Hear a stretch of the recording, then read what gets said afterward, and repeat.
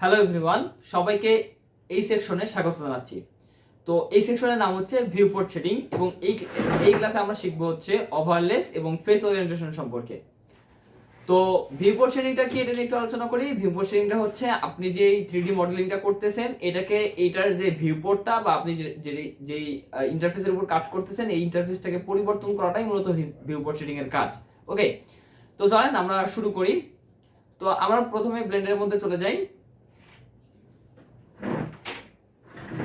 ব্লেন্ডারের মধ্যে আসার পরে আমরা এখানে যেটা করব, আমাদের এখানে এই যে এইগুলো দেখতে পাচ্ছেন না, এইগুলাই হচ্ছে বেসিক্যালি ভিউপোর্ট শেডিং এর মধ্যে পড়ে, এই যে এইগুলা। ওকে, তো এখানে আমাদের যেটা আছে, প্রথমে আছে object type, view object type. So object type visibility আর কি। তো এখানে দেখেন, এখানে হচ্ছে দুইটা জিনিস আছে, একটা হচ্ছে আই বাটন আর একটা হচ্ছে সিলেকশন টুল। ওকে, সো যখন আপনি মেশ অবজেক্টগুলোকে, যদি আপনি যত ধরনের মেশ অবজেক্ট আছে, আপনি যদি সেগুলোকে একদম হাইড করে দিতে চান, সেক্ষেত্রে আপনি চাইলে এখান থেকে জাস্ট হাইড করে দিতে পারবেন, সবগুলাকে একসাথে আপনি এখান থেকে হাইড করে ফেলতে পারবেন। আপনি যদি চান যে এগুলো সিলেক্ট হবে না, ডিসিলেক্টেবল থাকবে, সেক্ষেত্রে আপনি জাস্ট এখানে ক্লিক করবেন, তাহলে এগুলো আর সিলেক্ট হবে না। দেখেন, এগুলো আর সিলেক্ট হচ্ছে না। মানে আপনি যে অবজেক্ট টাইপকে হাইড করতে চান, সেখান থেকে আপনি এখান থেকে সেই টাইপের অবজেক্টগুলোকে আপনি চাইলে হাইড করে ফেলতে পারবেন। এখান থেকে এগুলোকে ডিসিলেক্টেবলও করতে পারবেন। এটা হচ্ছে বেসিক্যালি বিষয়। তো এখানে অনেক ধরনের অবজেক্ট আছে, এই বাকি অবজেক্টগুলো নিয়ে আমরা আস্তে আস্তে কথা বলবো ইনশাআল্লাহ, তখন আপনি জানতে পারবেন যে এইগুলো আসলে কি কি অবজেক্ট। এরপরে আমাদের যে অপশনটা আছে সেটা হচ্ছে শো গিজমোস অপশন আছে। সো এই গিজমোস অপশনের মধ্যে অনেক কিছু আছে। গিজমোস হচ্ছে আপনার ভিউপোর্ট গিজমোস। এখানে যে নেভিগেশন বার আছে, সো নেভিগেশনে যদি ক্লিক করেন তাহলে এগুলো চলে যাবে। অ্যাক্টিভ টুল যেটা আছে, অ্যাক্টিভ টুলটা হচ্ছে বেসিক্যালি আপনার যে টুলে কাজ করতেছেন সেই টুলটা আর কি। আর এরপরে হচ্ছে এখানে অ্যাক্টিভ অবজেক্ট আছে। সো অ্যাক্টিভ অবজেক্টকে যদি আপনি হাইড করতে চান, সেক্ষেত্রে অ্যাক্টিভ অবজেক্টটাকে যদি আপনি একদম না দেখাইতে চান, সেক্ষেত্রে এটা কাজ করবে। ওকে, সো এগুলো একটু ডিফারেন্ট ভাবে কাজ করে। এগুলো নিয়ে আমরা মানে খুব একটা পেনি খাওয়ার দরকার নেই। এগুলো নিয়ে ইনশাল্লাহ আমরা আস্তে আস্তে দেখবো আরো পরবর্তীতে। এরপরে যদি আপনার এখানে কোনো ইমেজ থাকে, সেক্ষেত্রে আপনি এখান থেকেও সেগুলোকে হাইড করতে পারবেন। ঠিক আছে, এটাই হচ্ছে বেসিক্যালি এই গিজমোজের কাজ। এরপরে যে অপশনটা আছে সেটা হচ্ছে শো ওভারলেস। ওকে, সো এই অপশনগুলো একটু কনফিউজিং নামগুলা। এটা হচ্ছে গিজমোজ, শো গিজমোজ, এটা হচ্ছে object type visibility, and then হচ্ছে এটা হচ্ছে ওভারলেস। সো এখানে যদি ক্লিক করেন, এখানে অনেকগুলো অপশন আছে। এই অপশনগুলো নিয়ে আমি আজকে একটু কথা বলবো। আশা করি আপনারা এটা ভালোভাবে একটু বুঝে নেবেন। ঠিক আছে, সো প্রথমে আছে হচ্ছে ফ্লোর। সো ফ্লোরটা কি? এই যে আপনারা এই যে গ্রিডটা দেখতে পাচ্ছেন না, এই গ্রিডটাকে মূলত ফ্লোর বলা হয়। সো আপনি যদি এটাকে আনচেক করেন তাহলে কিন্তু এটা হাইড হয়ে যাবে। ঠিক আছে, এরপরে এটাকে আপনি চাইলে স্কেল করতে পারবেন, এটাকে চাইলে আপনি ছোট বড় করতে পারবেন। সো অবশ্যই এইটাকে হাত দিয়েন না, এটাকে হাত দিলে আপনার ভিউপোর্টের মধ্যে সমস্যা হয়ে যাবে। এটা যেমন আছে ঠিক তেমনই থাকবে। যদি কখনো প্রয়োজন হয়, কোন ক্ষেত্রে প্রয়োজন হবে সেটা আমরা হয়তোবা কোনো সময় বলে দিতে পারি এই কোর্সের কোনো একটা জায়গাতে।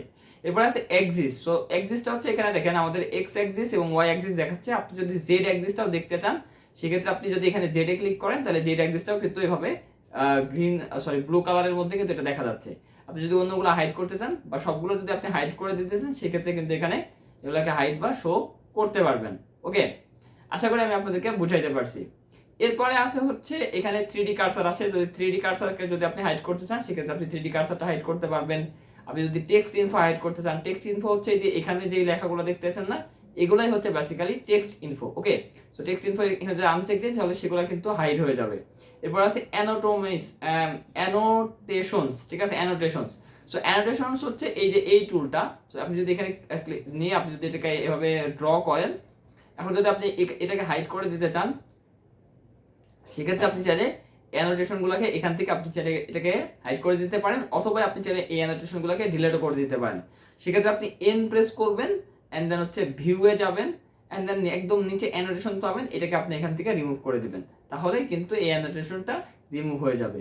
ওকে, এরপরে আছে যেটা, সেটা হচ্ছে এক্সট্রাস। অবজেক্টের কিছু অপশন আছে এখানে, এক্সট্রাস আছে। সো এক্সট্রা হচ্ছে এই যে লাইট, ক্যামেরা, এগুলো হচ্ছে এক্সট্রা অবজেক্ট। এগুলো যদি আপনি হাইড করতে চান, সেক্ষেত্রে এটা আপনি আনচেক দিতে পারেন।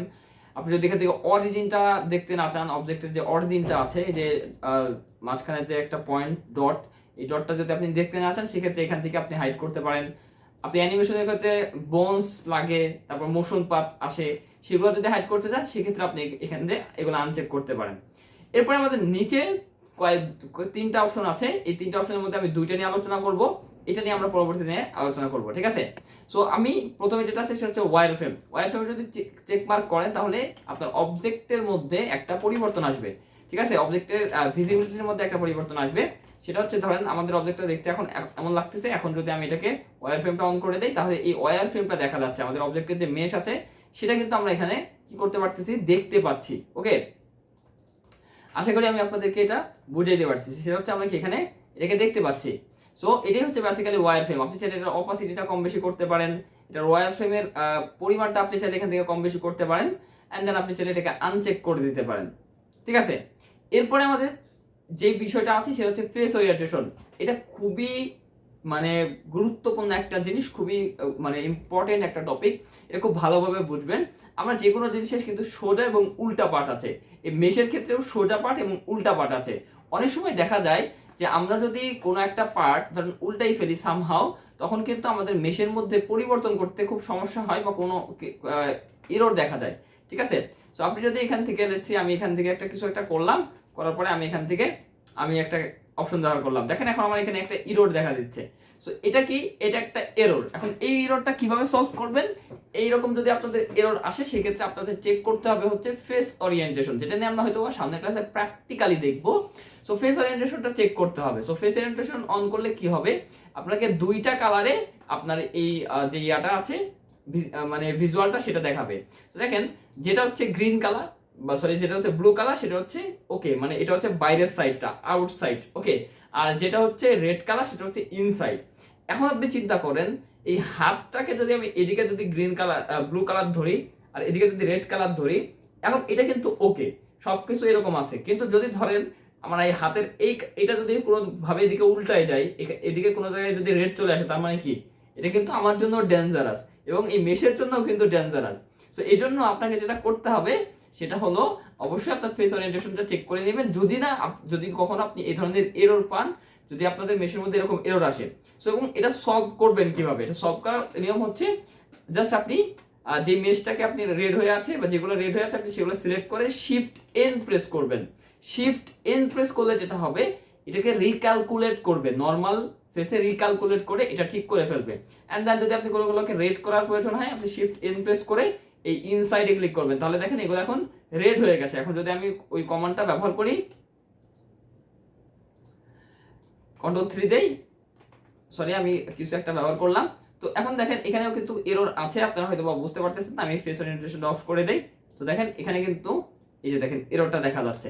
সো এখন আমি যদি এডিট মোডে যাই, অল সিলেক্ট করে শিফট এন প্রেস করি, তাহলেই কিন্তু এটা ঠিক হয়ে গেল। ওকে, সো গাইস এই ধরনের এরর আমাদের সামনে আসবে এবং এগুলো নিয়ে আমরা কিন্তু কথা বলবো।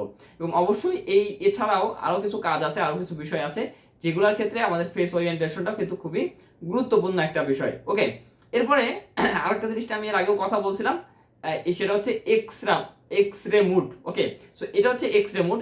এখান থেকেও আপনি চাইলে এক্সরে মুড অন করতে পারবেন। আমি এর আগে শর্টকাটটা শুধু বলছিলাম এবং এই শর্টকাট হচ্ছে অল্ট জেড প্রেস করলে এটা অন হবে, অল্ট জেড প্রেস করলে এটা অফ হবে। সো এটার সুবিধাটা কি, এটার সুবিধা হচ্ছে আপনি একটা অবজেক্টের থ্রুতে আরেকটা অবজেক্ট দেখতে পারবেন। এটা যদি অন করেন তাহলে আপনি কিন্তু এই অবজেক্টটার থ্রুতে মানে এই অবজেক্টটা দিয়ে ভিতর দিয়ে আরেকটা অবজেক্ট কিন্তু আপনি দেখতে পাচ্ছেন, ঠিক আছে। এটাই হচ্ছে এক্সরে মোডের সুবিধা। এবং এছাড়াও সিলেকশন করার ক্ষেত্রেও কিন্তু আমরা চাইলে এখানে যদি এভাবে সিলেক্ট করি তাহলে মনে হচ্ছে যে সব সিলেক্ট হয়েছে, বাট আমরা যতটুকু দেখতে পাচ্ছি ততটুকুই কিন্তু সিলেক্ট হয়েছে, ওই পাশে কিন্তু সিলেক্ট হয়নি। তো এই ক্ষেত্রে যদি আমি অল্ট জেড দিয়ে আমি এক্সরে মোড অন করে সিলেকশন করি তাহলে কিন্তু আমাদের পুরোটাই কিন্তু সিলেক্ট হবে।